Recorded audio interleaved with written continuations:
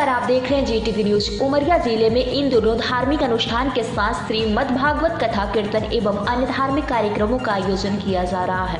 वहीं जिले के जनपद पंचायत करकेली के अंतर्गत ग्राम पंचायत नरवार जराहा के बीच में स्थित पहाड़ी के शिखर पर सिद्ध बाबा आश्रम में परम पूज्य प्रदीप कृष्ण शास्त्री जी महाराज के द्वारा श्रीमद् भागवत कथा का आयोजन किया जा रहा है, जहाँ श्रीमद् भागवत कथा के माध्यम से भागवत महात्म्यम, धुंधकारी मोक्ष कथा के बारे में विस्तृत रूप से जानकारी भक्तगणों को मिल रही है एवं भा से भक्ति और गा से ज्ञान, वा से वैराग और ता से तत्व परम तत्व है। एवं 3 दिवसीय श्रीमद् भागवत कथा के माध्यम से श्री महाभारत कथा, सुखदेव आगमन, 12 अवतार, परम पूजाचार्य श्री श्री 108 श्री कथा व्यास पूज्य प्रदीप कृष्ण शास्त्री जी महाराज के द्वारा श्रीमद् भागवत कथा का आयोजन किया जा रहा है। वह श्रीमद् भागवत कथा के दौरान बताया गया कि संसार में भक्ति किस प्रकार करें, जहाँ भक्ति के सुंदर वर्णन में सुखदेव महाभारत काल के मुनि थे और वेद व्यास जी के पुत्र थे एवं 55 में ही ज्ञान प्राप्ति के लिए वन में चले थे, जहां इन्होंने परीक्षित को श्रीमद् भागवत पुराण की कथा सुनाई थी। वही कार्यक्रम स्थल में श्रीमद् भागवत कथा को सुनकर श्रोताओं ने मनमुग्ध होकर कथा का आनंद लिया एवं सुबह से ही पूजा पाठ, वेद मंत्रों से यज्ञ हवन एवं संगीतमय प्रवचन कार्यक्रम आयोजित किया जाता है। वही विगत दिनों जिला मुख्यालय स्थित संगरेश्वर धाम में आश्रम तुलसी मानस मंदिर, जूना अखाड़ा हरिद्वार के महंत लखन गोस्वामी एवं पूजा गोस्वामी के द्वारा श्रीमद् भागवत कथा का आयोजन किया गया था, जहां बड़ी संख्या में भक्तगण उपस्थित रहे। पेश उमरिया से शंकर सिंह चंदेल की एक खास रिपोर्ट।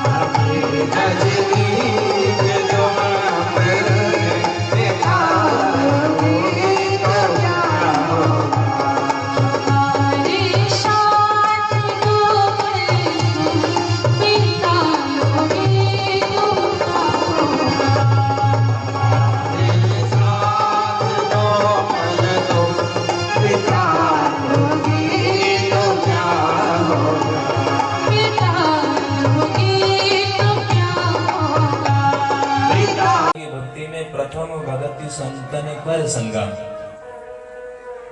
त्रेता में मैया कह रही है सबरी मैया के संग करो, संग से ही रंग चढ़ेगा। हाँ, बिना संग के रंग चढ़ने वाला नहीं है। तो चढ़ा लो प्रभु का रंग। हनुमान जी ने कैसा रंग चढ़ाया महाराज, आज भी चोला चढ़ता है। मैया ने इतना ही तो कहा था सिंदूर लगाने से राम जी खुश होते हैं। हाँ, पूछा था मैया क्यों लगाती हो, हनुमान जी महाराज ने पूरे शरीर में पोत लिया। इससे तो प्रभु बड़े राजी होंगे, बड़े खुश होंगे। प्रभु राजी हो, हमारी प्रत्येक क्रिया से, हमारी प्रत्येक क्रियाकलाप से प्रभु प्रसन्न हो, उसके लिए हमारी क्रियाएं हो, उसके लिए हमारे कार्य हो। तो संग करो बढ़िया। महाराज जित संगो जितेंद्रिय,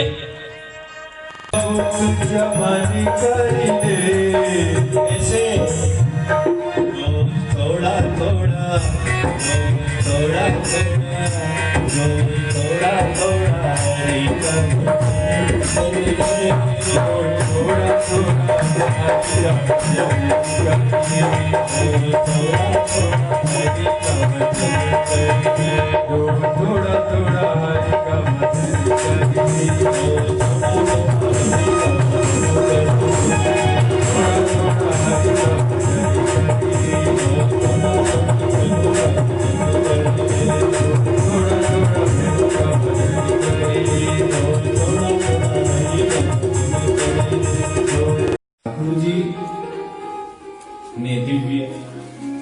महाराज 10 दिन सृष्टि, तो पहले इस पृथ्वी पर पानी ही पानी था। तो जल में शयन करने वाले है वो भगवान नारायण। तो श्री ब्रह्मा जी कहने लगे, 4 मुख हो गए ब्रह्मा जी। कितने मुख हो है? पानी गिरते ही पानी के बूंद की आवाज होती, तप तप तप तप तप तप। कैसी आवाज होती है? हाँ, करो तप करो। बिना तपस्या के, बिना त्याग के, बिना परिश्रम के कुछ भी मिलने वाला नहीं है। तपस्या करो।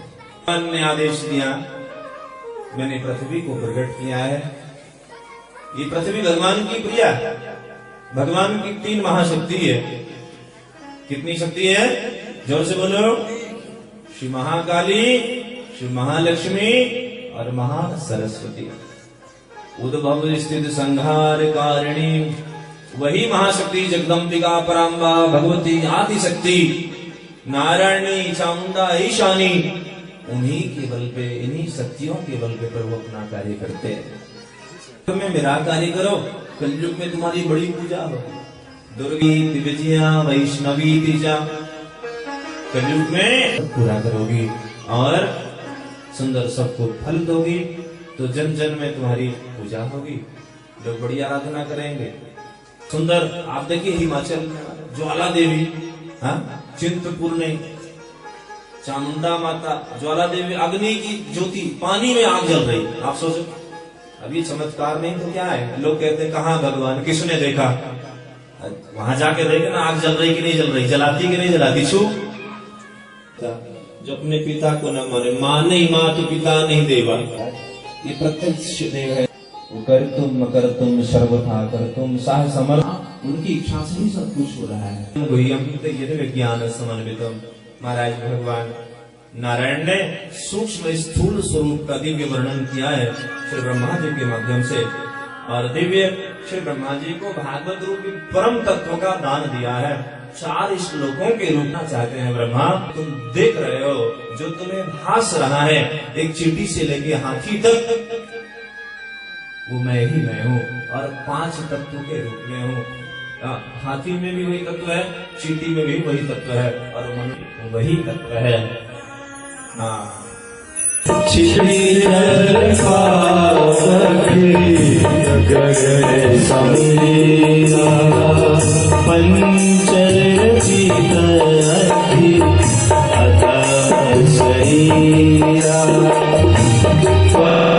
शिष्ट है वो उनकी आज्ञा का पालन कर रहे हैं, जो उनके साथ में है उनकी देख रेख कर रहे हैं। जहां जाते पीछे पीछे जाते, भाई हमारे मालिक हैं, हम इनके सेवक हैं।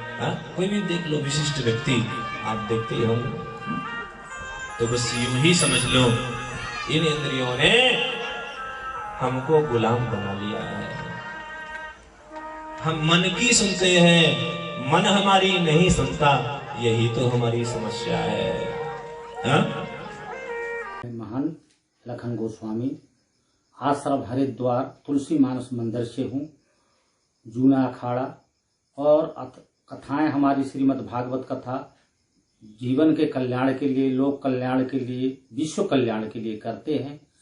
अभी कोरोना के काल में ही हम लोग अपने सगरा मंदिर धाम में परसोत्तम माह के पावन पुनीत माह में किए। उसके बाद हम लोग गया प्रयाग चले गए और कथा जहाँ होती हैं जाते हैं, करते हैं, जो बुलाते हैं उनके कथा में जाते हैं। और श्रीमद् भागवत कथा, राम कथा करना, धर्म का कार्य करना हम लोगों को ईश्वर से प्रेरणा मिली है और ईश्वर की प्रेरणा के अनुसार ही हम ये कार्य करते हैं। और भागवत कथा है। भागवत में 4 शब्द हैं, भागवत। भागवत मीन्स भक्ति करना। जिस प्रकार राम जी ने सबरी मैया से कहा नौधा भक्ति के बारे में कि नौधा भक्ति में एक भक्ति हमारे जीवन में आती है तो भी हमारा कल्याण हो सकता है। फिर ज्ञान है, ज्ञान। तो हमारे तुलसी बाबा जी ने बड़े प्यार से श्रवण कराया है, सुनाया है। बिनु साहित्य संगे विवेकी न होए, बिनु साहित्य संगे विवेकी न होए, राम कथा बिनु सुलभे न सोए। ज्ञान हमें तभी प्राप्त होगा जब हम किसी सत्संग स्थान पर बैठेंगे और समय देंगे। तो कहने का भाव, ज्ञान का होना हमारे जीवन में बहुत ही आवश्यक है, जरूरी है। फिर आता है वैराग। वैराग मीन्स जिसे हम, वैराग किसे कहते हैं? कुछ लोगों की सोच होती है घर से चले जाओ, वन में तपस्या करना, ये भी सब कुछ त्याग देना। तो वैराग का मतलब है घर परिवार को, पति को, पत्नी को, बच्चों को और संसार को त्याग देना। इसे वैराग नहीं कहते। वैराग का मतलब है जिसे हम अपने हाथ से छोड़ दें, उसे त्याग कहते हैं। जिसे हम हाथ से छोड़ते हैं उसे त्याग कहते हैं, और जिसको हम हृदय से ही त्याग देते हैं उसी को वैराग कहते हैं। तो ये वास्तविक स्वरूप है वैराग का। फिर आता है तपस्या। हमारे जीवन में तपस्या का करना, तपस्या का होना बहुत ही आवश्यक है। आजकल हम देख रहे हैं इस कोरोना के कलिकाल में भी हमने देखा इतनी आपदा आ पड़ी हमारे भारत में ही नहीं पूरे विश्व में, लेकिन फिर भी लोगों को ये भय नहीं है कि हमें संसार से जाना है। तो हमारा जो उद्देश्य है वो उस उद्देश्य को लेकर के हम कुछ विचार करें। सबको अपने जीवन की पड़ी हुई है कि हमें क्या करना है, क्या नहीं करना है। चिंता में डूबे हुए हैं। कुछ लोग चिंतन नहीं कर रहे हैं। कहते हैं चिता एक बार जलाती है, लेकिन चिंतन मनुष्य को बार बार जलाती है, चिंता। तो हमें तपस्या करना चाहिए। तपस्या का मतलब भगवान की भक्ति, कुछ त्याग करना चाहिए। जिस प्रकार हम जीवन में पत्नी के लिए, बच्चों के लिए, पति के लिए, संसार के लिए और अपने जीवन को सुंदर रूप से सुचार करने के लिए हम कितने सारे व्रत करते हैं, भगवान की भक्ति है। सच्चिदानंद रूपाय विस्तोत्पत्त्यादेह तवे तापत्रय विनाशाय श्री कृष्णाय वयं नमः। तो मैं आप सभी भक्तों से यही निवेदन करना चाहती हूँ कि आप सभी अपने जीवन को भागवत में, राम में, कृष्ण में लगाइए, आपका कल्याण होगा। तो बहुत अच्छी चीज है कि प्रभु का स्मरण होना चाहिए।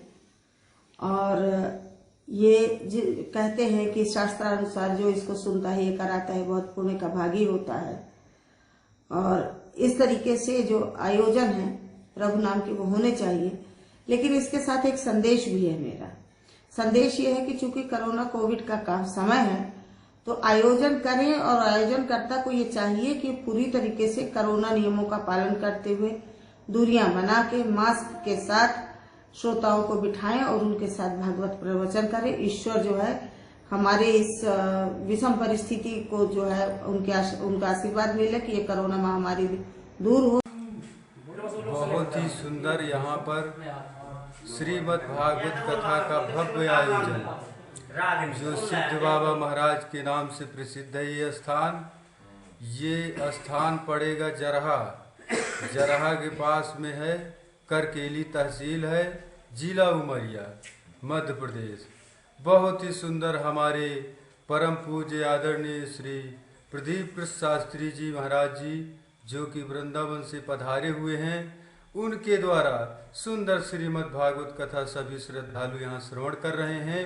बहुत दूर दूर से आसपास से जो ग्राम हैं यहाँ के, बहुत ही अच्छे यहाँ जितने भी ग्राम लगे हुए हैं आसपास में, तो सभी लोग आकर के यहाँ सिद्ध बाबा महाराज के स्थान पर सुंदर श्रीमद् भागवत कथा सभी भक्तजन श्रवण कर रहे हैं। धन्यवाद। मेरा नाम राजेश गुप्ता है। नरवार जरहा के समीप सिद्ध महाराज डुंगरिया में भागवत कथा का आयोजन रखा गया है। हमारे महाराज जी वृंदावन से पधारे हुए हैं, प्रदीप कृष्ण शास्त्री जी महाराज, जो बहुत ही भव्य कथा का आयोजन रखा गया है। और इस कथा को सुनने के लिए यहाँ के समीप ग्राम के बहुत से लोग का आना जाना बना है। और सभी जिले वासियों से अनुरोध करता हूँ कि आप सब लोग अपना 1 घंटा का अमूल्य समय देकर पधारने का कष्ट करें। तीज त्योहार और इस तरह के आयोजन हमेशा फसल आने के बाद में होते थे। लोगों ने अपनी अभी धान की फसल काटी है और उसको बेचा है, तो उससे जो राशि आई है उसमें इस तरह के जो धार्मिक अनुष्ठान है, धार्मिक कार्यक्रम है, वो सबके सब संचालित होते हैं और ये एक बड़ा अच्छा वातावरण निर्मित होता है। हालांकि हम ये जानते हैं कि हमने ये सीरियल्स देखे हैं, चाहे रामायण हो या महाभारत हो, पर उससे लोगों के मनस में कितना बड़ा परिवर्तन हुआ है ये तो नहीं कह सकते हैं, परंतु ये बात समझ में आती है कि ये एक जीवन दर्शन है, ये एक जीवन शैली है। और वो जब लोग उसको ऐसी कथाओं को सुनते हैं और उससे पूरी प्रक्रिया से होकर गुजरते हैं, तो मैं ऐसा समझता हूँ कि उनके जीवन में कुछ न कुछ परिवर्तन आते हैं। वो समाज की तरक्की के लिए, समाज की बेहतरी के लिए अपना कुछ अच्छा योगदान कर पाते हैं और कम से कम अपनी आध्यात्मिक वृद्धि के लिए उनको ऐसे कार्यक्रम बहुत मददगार होते हैं। इसमें लोगों के बीच में एक सामूहिक एकता और जो सद्भावना है उसका भी विस्तार होता है और साथ में जो ये भाईचारा बढ़ाने के साथ में लोगों के कई सारे ऐसे अनुष्ठानों के माध्यम से दूसरे कार्यक्रम तय हो जाते हैं। लोग जब वहाँ आपस में मिलते हैं तो शादी ब्याह के रिश्तों के बारे में बात होती है और उस मिलन से हम कुछ अच्छी बातें जो समाज के लिए उपयोगी होती हैं उनका भी विस्तार ऐसे कार्यक्रमों के माध्यम से होता है। हाँ, इन कार्यक्रमों में इस वीडियो के माध्यम से ये भी जरूर अपील करना चाहूँगा कि अभी चूँकि कोरोना का संकट समाप्त नहीं हुआ है, तो लोग कोरोना की जो प्रोटोकॉल हैं, जो उसकी सुरक्षा के मानक हैं, उनका जरूर पालन करें और अपनी आध्यात्मिक वृद्धि के लिए, सामाजिक वृद्धि में आपस में एक दूसरे के साथ में बढ़ें, हमारा भाईचारा सौहार्द बढ़े। इन कार्यक्रमों के माध्यम से ऐसी मैं मंगल कामना करता हूँ।